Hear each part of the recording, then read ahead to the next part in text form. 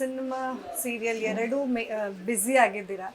ಅಂದರೆ ಸರ್ ಕೂಡ ಈ ಹಿಂದೆ ಸಿನಿಮಾ ಅಂದರೆ ಆಲ್ಮೋಸ್ಟ್ ಇಬ್ಬರು ಕೂಡ ಸಿನಿಮಾ ಸೀರಿಯಲಲ್ಲಿ ಬ್ಯುಸಿ ಆಗಿದ್ದೀರಾ. ಹೇಗೆ ಮ್ಯಾನೇಜ್ ಮಾಡ್ತಾ ಇದ್ದೀರಾ?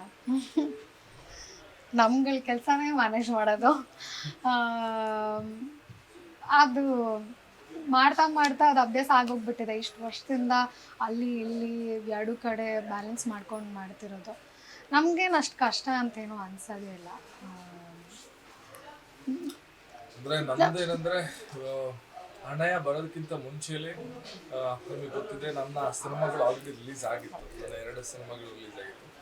ಈಗ 3ನೇ ಸಿನಿಮಾ ಅಪಾಯದ ಎಚ್ಚರಿಕೆ ಕೂಡ ಅದು ಆಲ್ರೆಡಿ ಶೂಟಿಂಗ್ ಮುಗಿಸ್ಕೊಂಡು ಬಂದಿದ್ದೆ ನಾನು ಅಣ್ಣಯ್ಯಗೆ. ಯಾಕಂದರೆ ನನಗೆ ಗೊತ್ತಿತ್ತು ಅಣ್ಣಯ್ಯಗೆ ತುಂಬ ಟೈಮ್ ಕೊಡಬೇಕಾಗುತ್ತೆ, ಮೊದಲೊಂದು ವರ್ಷದವರೆಗೂ ಕೂಡ ತುಂಬ ಅಲ್ಲಿ ಡೆಡಿಕೇಟೆಡ್ ಆಗಿ ಟೈಮ್ ಕೊಡಬೇಕಾಗುತ್ತೆ ಅನ್ನೋದು ನನಗೆ ಗೊತ್ತಿತ್ತು. ಸೊ ಹಾಗಾಗಿ ಶೂಟಿಂಗ್ ಎಲ್ಲ ಮುಗಿಸ್ಕೊಂಡು ಆಮೇಲೆ ಬಂದೆ. ಸೊ ನನಗೆ ಇದ್ರ ಮಧ್ಯೆಯಲ್ಲಿ ಓಡಾಡಕ್ಕಿದ್ದು ಬರೀ ಪ್ರಮೋಷನ್ಸ್ಗೆ ಮಾತ್ರ.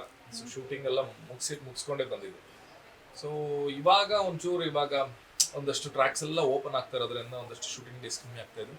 ಸೊ ನನಗೆ ಫ್ರೀ ಡೇಸ್ ಜಾಸ್ತಿ ಇದೆ. ಸೊ ಹಾಗಾಗಿ ಇವಾಗ ಸಿನಿಮಾ ಮ್ಯಾನೇಜ್ ಮಾಡೋದು ಏನು ಕಷ್ಟದ ವಿಷಯ ಅಲ್ಲ, ತುಂಬ ಈಸಿಯಾಗಿ ಮಾಡ್ಬೋದು. ಹಿಂದೆ ನಮ್ಮ ಸರ್ ಹೇಳ್ತಿದ್ರು ಮೇರಿ ಅಂತ ಒಂದು ಎಕ್ಸ್ಪೆರಿಮೆಂಟಲ್ ಸಿನಿಮಾ ಮಾಡಿದ್ರು ಅಂತ, ಅದ್ರ ಬಗ್ಗೆ ಹೇಳಿ. ಮೇರಿ ನನ್ನ 2ನೇ ಸಿನಿಮಾ. ನಾನು 1ನೇ ಸಿನಿಮಾ ಆನ ಅಂತ, ಮೇರಿ 2ನೇ ಸಿನಿಮಾ.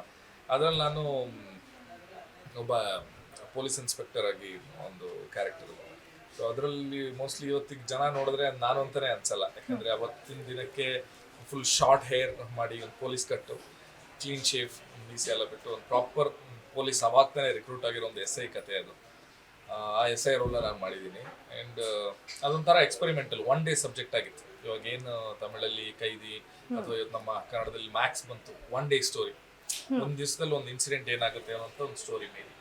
ಸೊ ಅದು 23ಯಲ್ಲಿ ರಿಲೀಸ್ ಆಗಿತ್ತು ಸಿನಿಮಾ. ಸೊ ಅವಾಗಲೂ ಕೂಡ ನಾನಿಲ್ಲಿ ಒಂದು ಸಾಕಷ್ಟು ಜನರನ್ನ ಭೇಟಿ ಮಾಡಿದ್ದೆ, ಇಂಟರ್ವ್ಯೂಸ್.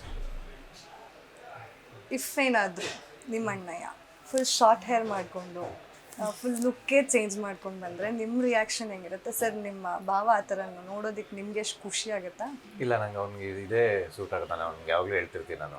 ಅಂದರೆ ಅದು ಆವಾಗ ಅವನೇನೋ ಹಂಗೆ ನೋಡಿದರೆ ನಾನು ಒಪ್ತಾ ಇದ್ದೆ. ಬಟ್ ಅವನ್ನ ನಾನು ಈ ಫಸ್ಟ್ ಈ ಲುಕ್ಕಲ್ಲಿ ನೋಡಿದ್ಮೇಲೆ ಅವ್ನು ಹಳೆ ಫೋಟೋ ನೋಡಿದಾಗ ನಾನು ಯಾವಾಗಲೂ ಹೇಳ್ತಿರ್ತೀನಿ ಅವ್ನಿಗೆ. ನನಗೂ ಅವಾಗ ಸೇಮ್ ಗಡ್ಡ ಮೀಸೆ ಇರಲಿಲ್ಲ, ಅವ್ನಿಗೂ ಚಿಕ್ಕದಾಗಿ ಏನಂತರ ಚಿಗುರು ಮೀಸೆ ಇರಲಿಲ್ಲ.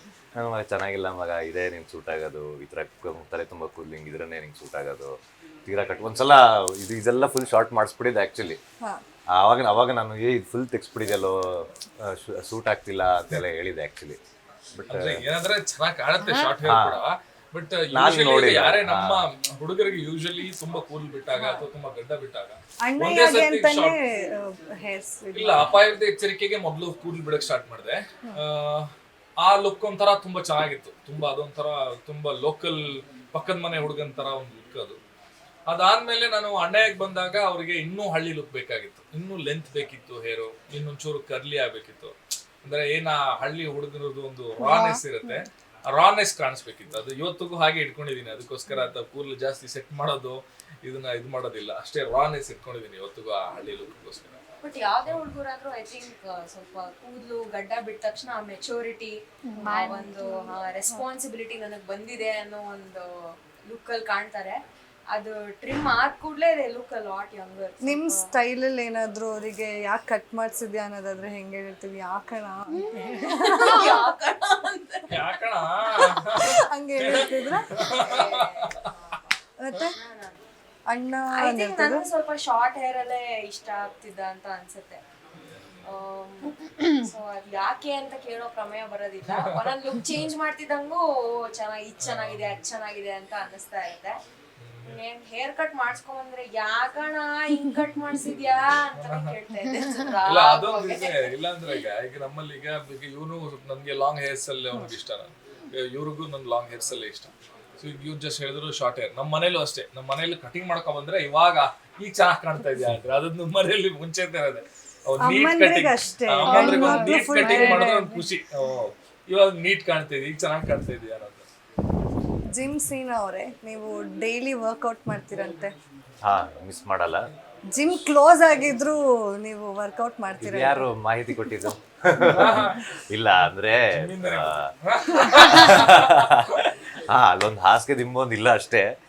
ಅಂದರೆ ಒಂದು ಟೈಮಲ್ಲಿ ಈ ಸೀರಿಯಲ್ ಬರೋಕ್ಕಿಂತ ಮುಂಚೆ ಇನಿಷಿಯಲ್ ಡೇಸಲ್ಲೆಲ್ಲ ಎರಡೆರಡು ಸೀರಿಯಲ್ ಒಟ್ಟಿಗೆ ಮಾಡ್ತಿದ್ದಲ್ಲ, ಸೊ ಹಾಗಾಗಿ ಸರಿಯಾಗಿ ಟೈಮ್ ಸಿಗ್ತಿರಲಿಲ್ಲ. ನಾನು ಪಾಪ ಮಿಡ್ ನೈಟಲ್ಲೆಲ್ಲ ಹೋಗಿ ಓನರ್ಗೆ ಫೋನ್ ಮಾಡ್ತಿದ್ದೆ, ಓಪನ್ ಮಾಡಿ ಸರ್ 2 ಗಂಟೆ 3 ಗಂಟೆಗೆಲ್ಲ. ಅವರು ನೋಡೋರ್ಗೂ ನೋಡಿದ್ರು, ಒಂದು ಕೆಲಸ ಮಾಡಿ ಅಂತ ಹೇಳಿ ಒಂದು ಡೂಪ್ಲಿಕೇಟ್ ಕೀನ ನನ್ನ ಕೈಲೇ ಕೊಟ್ಟರು. ಸೊ ಒಂದು 6-7 ವರ್ಷದಿಂದ ಆ ಡೂಪ್ಲಿಕೇಟ್ ಕೀ ನನ್ನ ಹತ್ರ ಯಾವಾಗಲೂ ಎನಿ ಟೈಮ್ ನನ್ನ ಹತ್ರನೇ ಇರುತ್ತೆ.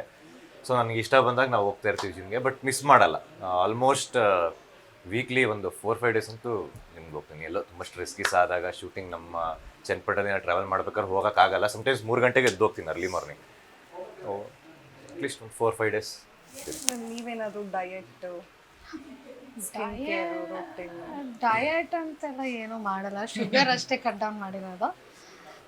ತುಂಬ ಅನ್ಸ್ದಾಗ ತಿನ್ಬಿಡ್ತೀವಿ. ಸ್ಟ್ರಿಕ್ಟ್ ಡಯಟ್ ಅಂತೆಲ್ಲ ಫಾಲೋ ಮಾಡೋಕ್ಕಾಗಲ್ಲ, ಬಿಕಾಸ್ ನಮ್ಮ ಸ್ಕೆಡ್ಯೂಲ್ ಹಂಗಿರುತ್ತೆ. ಮಾರ್ನಿಂಗ್ ನಾವು 5ಕ್ಕೆ ಟ್ರಾವೆಲ್ ಹೋಗಬೇಕು, ಮತ್ತೆ ಬರೋದು 11-12 ಆಗುತ್ತೆ. ಅದೆಲ್ಲ ಪ್ರಾಪರಾಗಿ ಏನೋ ಮೇಂಟೈನ್ ಮಾಡೋಕ್ಕಾಗಲ್ಲ ಈ ಬ್ಯುಸಿ ಸ್ಕೆಡ್ಯೂಲ್ನಲ್ಲಿ. ಸೊ ಅಲ್ಲಿ ಇಲ್ಲಿ ಟೈಮ್ ಆದಾಗ ಗ್ಯಾಪ್ ಸಿಕ್ಕಾಗ ವರ್ಕೌಟ್ ಮಾಡೋದು ಅಥವಾ ಬೇರೆ ಏನಾದರೂ ಆ್ಯಕ್ಟಿವಿಟೀಸ್ ಮಾಡೋದು, ಈ ಥರದ್ರಲ್ಲಿ ತೊಡಸ್ಕೊಳ್ಳೋದು. ಸೀರಿಯಲಲ್ಲೂ ನೀವು ನಿಮ್ಮ ತಂಗಿನ ಹೊರಗಡೆ ಕರ್ಕೊಂಡು ಹೋದ್ರೆ ಬಿಲ್ ಪೇ ಮಾಡ್ತಿದ್ರಿ.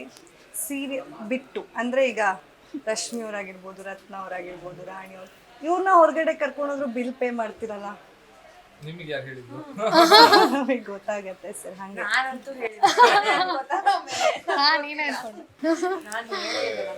ಅಂದ್ರೆ ಅಷ್ಟು ಚೆನ್ನಾಗಿ ನೋಡ್ಕೋತೀರಾ ಅಂತ ಹೇಳ್ತಾ ಇದ್ರು. ಅಲ್ಲ, ಅದು ಇದೆ. ಅದು ಶಿವಣ್ಣನ ಕ್ಯಾರೆಕ್ಟರ್ ಅಂತಲ್ಲ, ಇನ್ನೊಂದು ವಿಕಾಸ್ ಕ್ಯಾರೆಕ್ಟರ್ ಅದು ಇದೆ.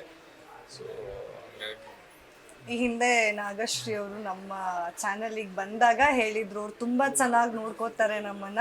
ಅವ್ರು ರೀಲ್ ಲೈಫಲ್ಲಿ ಹೆಂಗೆ ಅಣ್ಣಯ್ಯ ಇದ್ದಾರೋ ರಿಯಲ್ ಲೈಫಲ್ಲೂ ನಮಗೆ ಅದೇ ಕಂಫರ್ಟ್ ಝೋನ್ ಕೊಟ್ಟಿದ್ದಾರೆ. ತಂಗಿದಿರು ಎಲ್ಲರೂ ಅವ್ರನ್ನ ಅಣ್ಣ ಅಂತಾನೆ ಕರೆಯೋದು, ಆಫ್ ಸ್ಕ್ರೀನ್ ಕೂಡ. ಸೊ ನೀವು ಅದಕ್ಕೆ ಹೌದು, ನಾನು ಅದಕ್ಕೆ ಅಂತ ಕರೆಯಲ್ಲ ಯಾರು. ಕರಿಬೋದಾ? ಕರಿಬೋದು, ಹಂಗೇನು ಬೇಜಾರು. ಅಕ್ಕ ಅಂದ್ರೆ ಕೋಪ ಮಾಡ್ಕೋತಾಳೆ, ಏನೋ ಅಂಕ ರೀತಿ ಅಂತ. ಇನ್ನು ಅದಕ್ಕೆ ಅಂದ್ರೆ ಮುಗಿತಾರೆ. ಅವನ ಅಕ್ಕ ಅಂದ್ರೆ ನನಗೆ ಬೇಜಾರು ಆಗೇ ಆಗುತ್ತೆ. ಆಯ್ತು, ಓಕೆ ಓಕೆ, ಬೇಡ ಅಲ್ಲಿ ಓಕೆ. ಸೊ ಏನು ಕೋಡ್ ಲ್ಯಾಂಗ್ವೇಜ್ ಇದೆ ಇಲ್ಲಿ, ಏನಾದ್ರು ಸ್ವಲ್ಪ ಹಿಂಟ್ ಕೊಟ್ರೆ ನೋಡೋಣ. ಹಂಗೆ ಇಲ್ಲ ಇಲ್ಲ ಹಂಗೇನಿಲ್ಲ. ಅಂದ್ರೆ ನೀವು ಅವ್ರ ದೊಡ್ಡವ್ರು ನಿಮ್ ಅಷ್ಟೇ. ತಂಗಿ ಅನ್ಬೇಕು ನೀವು. ಈ ಚಿಕ್ಕ ಹುಡುಗಿನ ಬಂದು ಆದ್ರೂ ಪಾಪ ಸೀರಿಯಲ್ ಅಲ್ಲಿ ನಿಮ್ ಮಾತು ಎಷ್ಟು ಚೆನ್ನಾಗಿ ಕೇಳಿಸ್ಕೊಂಡ್ರು ಅವರು.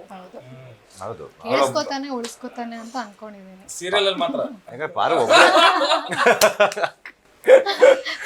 ರಿಯಲ್ ಲೈಫ್ ಅಲ್ಲೆಲ್ಲ ಕೇಳಲ್ಲ. ಯಾರು ಹೋಗ್ ಅನ್ಬಿಟ್ಟು ಹಂಗೇನಿಲ್ಲ. ಕೆಲವೊಂದು ಕೇಳೋಂಥ ವಿಚಾರ ಇದ್ರೆ ಖಂಡಿತವಾಗ್ಲೂ ಕೇಳ್ತೀನಿ, ಕೇಳಲ್ಲ ಅಂತೇನಿಲ್ಲ. ಬಟ್ ಎಲ್ಲನೂ ಕೇಳಲ್ಲ. ಕೊನೆಗೆ ನನ್ನ ಮನಸ್ಸಿನ ಮಾತು ನಾನು ಜಾಸ್ತಿ ಕೇಳೋದು. ಸೊ ಹಾಗಾಗಿ